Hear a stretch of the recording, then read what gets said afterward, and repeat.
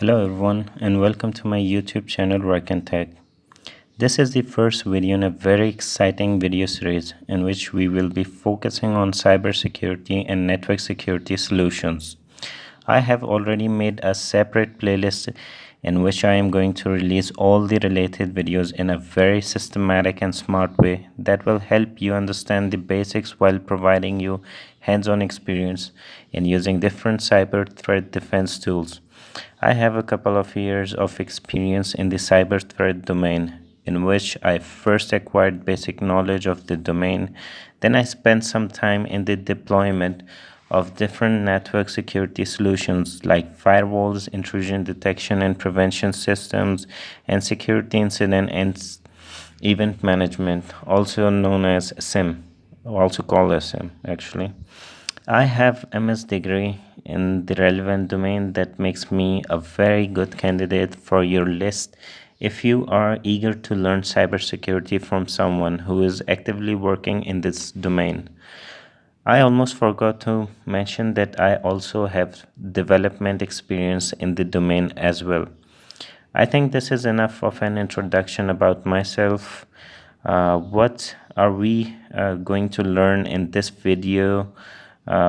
Will include a general introduction of cybersecurity, some motivation and encouragement about the domain, information security, and some mishaps from the past related to cybersecurity. Then we will explore firewalls and intrusion detection and prevention systems. Okay, so let's start.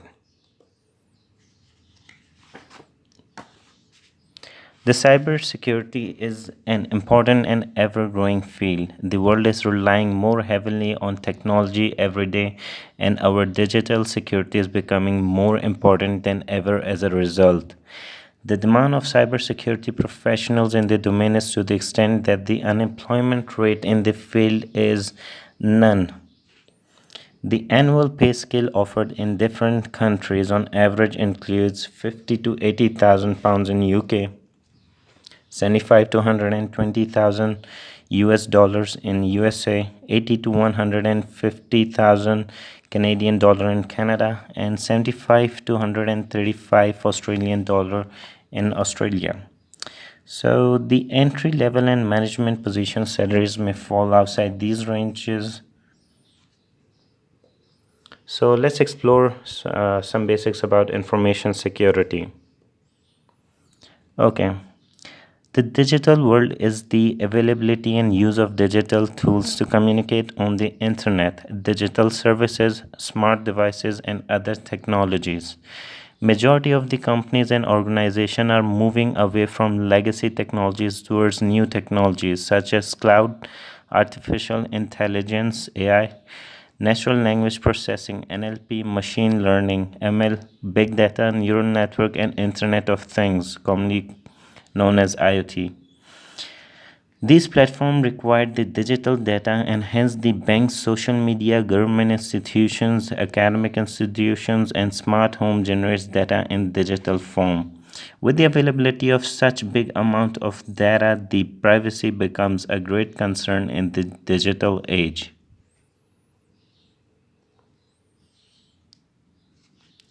Okay, let's explore the CIA triad.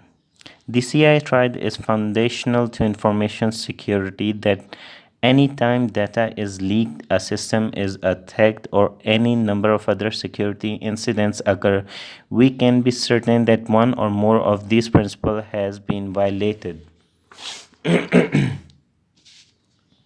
Security professionals evaluate threats and vulnerabilities based on the potential impact they have on the confidentiality, integrity, and availability of an organization assets. Okay, so let's explore these basics one by one. First one is confidentiality. Confidentiality refers to an organization efforts to keep their data private or secret. In practice, it's about controlling access to data to prevent unauthorized disclosure. Typically, this involves ensuring that only those who are authorized have access to specific assets and that those who are unauthorized are actively prevented from obtaining access. Now, exploring the integrity. Integrity is about ensuring that data has not been tampered with and therefore can be trusted. It is correct, authentic, and reliable. Coming towards availability. Systems, applications, and data are of little value to an organization and its customer if they are not accessible when authorized users need them. Quite simply, availability means that networks, systems, and applications are up and running. It ensures that authorized users have timely, reliable access to resources when they are needed.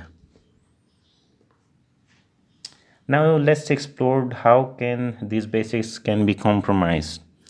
So first we will explore confidentiality can be violated in many ways. For example, through direct attacks designed to gain unauthorized access to systems, applications, and databases in order to steal or tamper with data. Integrity can be compromised directly via an attack vector, such as tampering with intrusion detection systems, modifying configuration files, or changing system logs to evade detection, or unintentionally through human error, lack of care, coding errors, or inadequate policies, procedures, and protection mechanisms.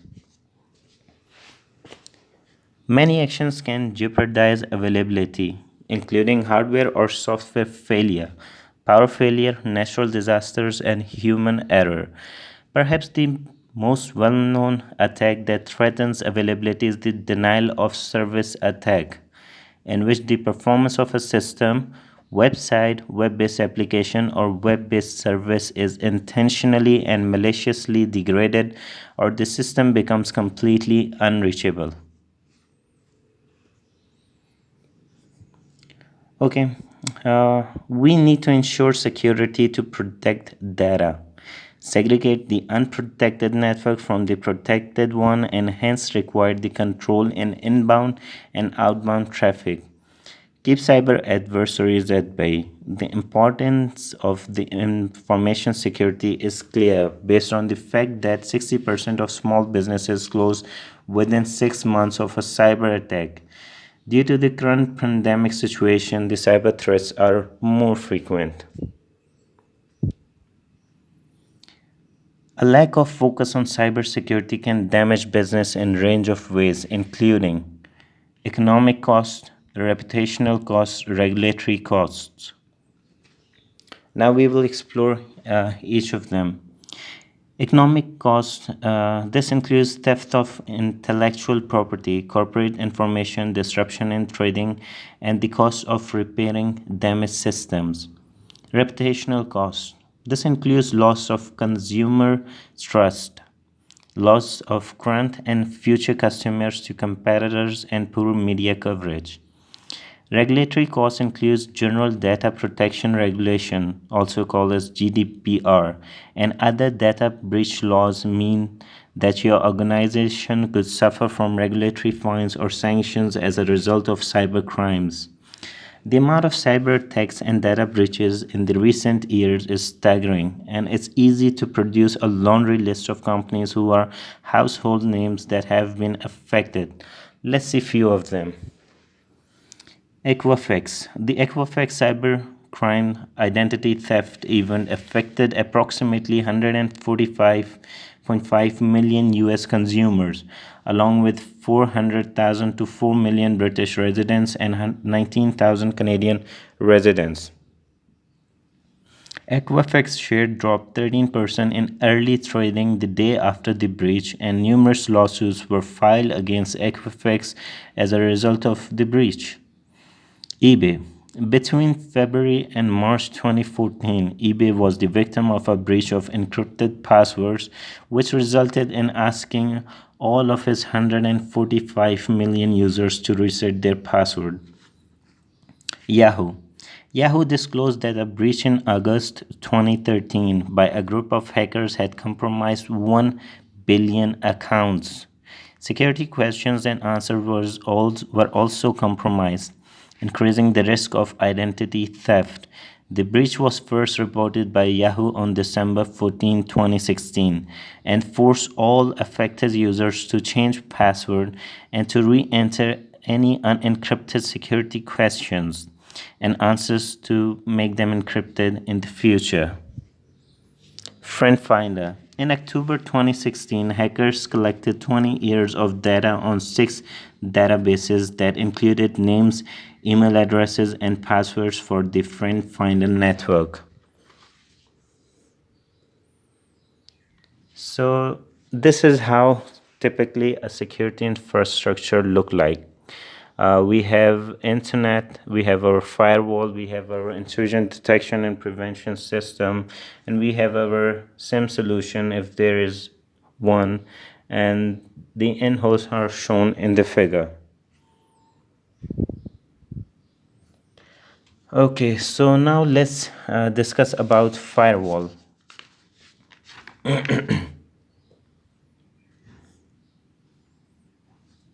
So why do we need firewall? We need firewall to segregate trusted network from untrusted one. Firewall act as a point of control that monitors and provide perimeter defense, which otherwise the private network would be exposed to adversaries. Firewall block malicious traffic requests. Based on the deployment purpose, we can generally divide firewalls as host and network based. However, our main focus remains towards the network firewalls. Based on different categories or generations of firewalls, we can have 5 divisions of firewalls. Packet filtering firewalls, circuit level gateways, application level gateways, stateful inspection firewalls, and next generation firewalls. Let's explore each one of them separately. So packet filtering firewalls are one of the simplest of the solutions. It utilizes transport layer information only, which includes source and destination IP addresses, source and destination ports, protocols, TCP flags, ICMP messages. It has the tendency to filter both the incoming and outgoing interfaces and can also permit or deny certain services. Circuit level gateways are relatively quick in identifying malicious content. It also has the tendency to monitor TCP handshakes. Circuit level gateways monitor protocol session initiation messages across the network to determine whether the session being initiated is legitimate or not. It only processes requested transactions and is relatively easier to set up and manage. It is low-cost firewall and has minimum impact on end-user experience. Okay, next we have application level gateways. Application level gateway, also known as proxy firewalls, examine all communications by checking addresses, port, and TCP header information and content itself as well. It provides fine-grained security control and protect user anonymity.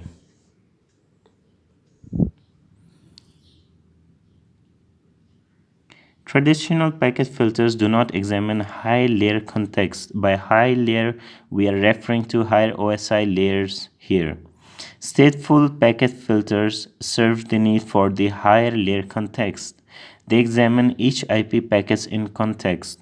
It is better in detecting bogus packets. It has minimal effect on other resources like network performance and hence end user experience. The next generation firewalls are the best of the breed.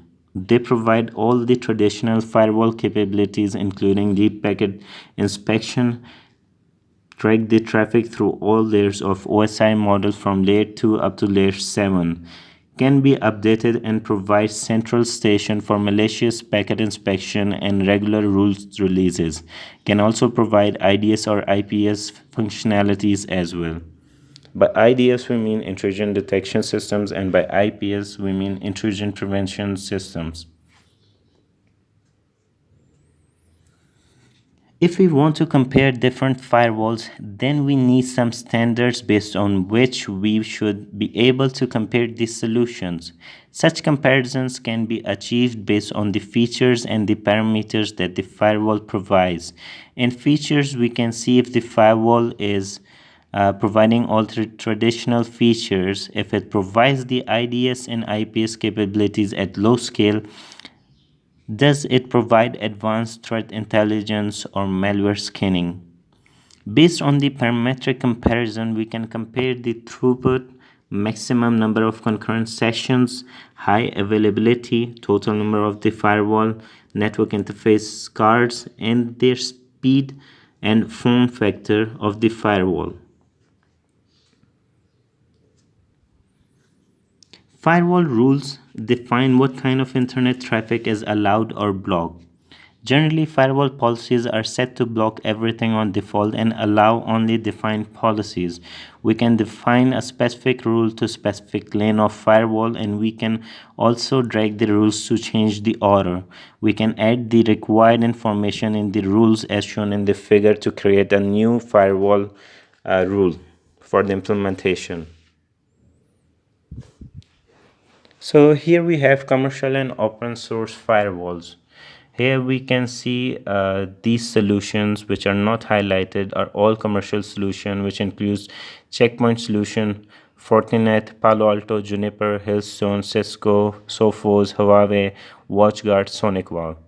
Now the pfSense and OPNSense, which are highlighted in orange color here, are two open source firewalls. Let's see about the intrusion detection and intrusion prevention systems.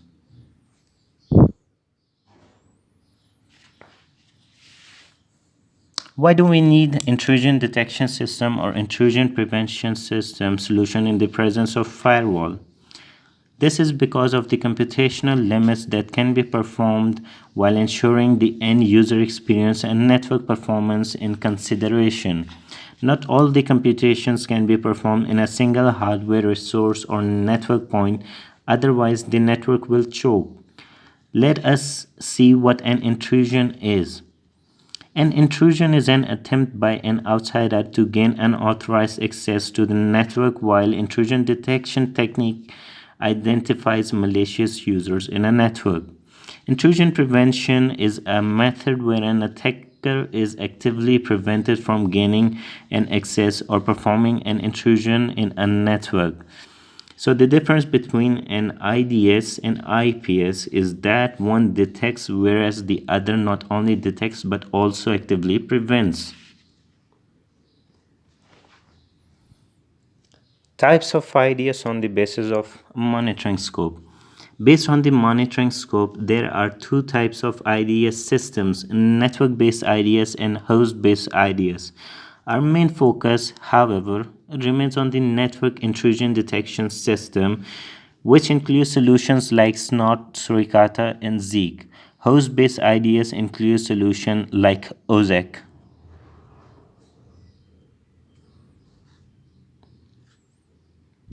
The network-based IDS monitors the entire network. Its main function is to detect malicious activities and report it to the administrator through graphical user interface or command line interface. It continuously monitors the network traffic with respect to rules or signatures and existing profiles to generate alarms.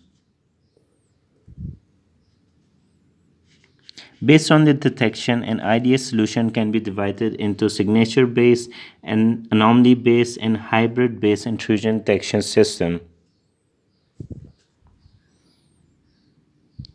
A signature-based IDS solution typically monitors inbound network traffic to find sequences and patterns that match a particular attack signature.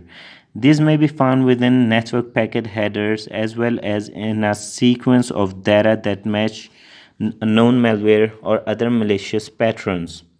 An attack signature can also be found within destination or source network addresses as well as in specific sequences of data or series of packets.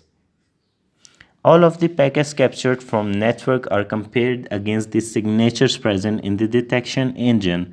If the packet matches to the existing signature, it will generate an alarm indicating the presence of malicious packet. Otherwise, the packet will be treated as a normal packet.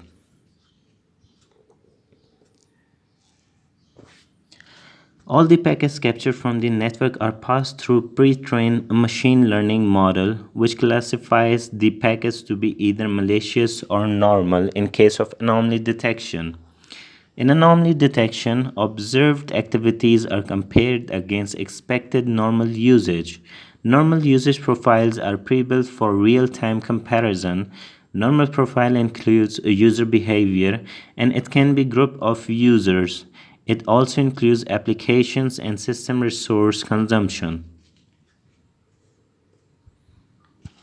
In hybrid detection, both the signature-based and anomaly-based detection techniques are utilized at the same time. The signature format discussed here is one that both Snot and Suricata supports. The fields include the action field protocol, followed by the source address and source port, and then the direction field. The direction field actually implies the rule from one port towards the another. Then we have the destination address and then the destination port. Message in the field which pop up when malicious packet is detected. A host intrusion detection system consists of an agent on a host that identifies intrusions by analyzing system calls, application logs, file system modifications. These include binaries, passwords, files, access control list, and other host activities and state.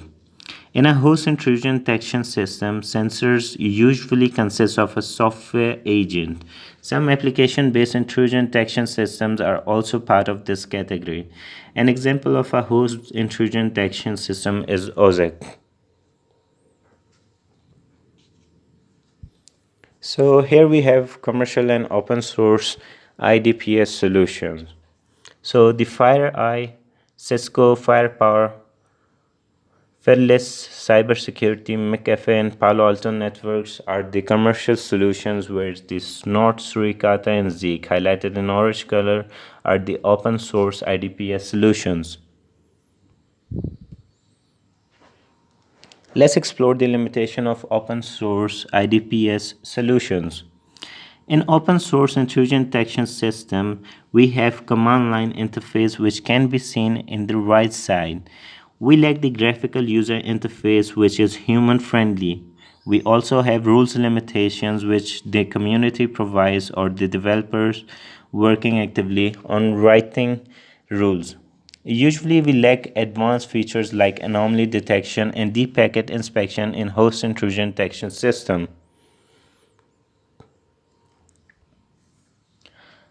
There are some open source visualization platforms like Grafana and Kibana that serves the graphical user interface. These solutions can be integrated with the open source solutions to provide meaningful insight while being user friendly.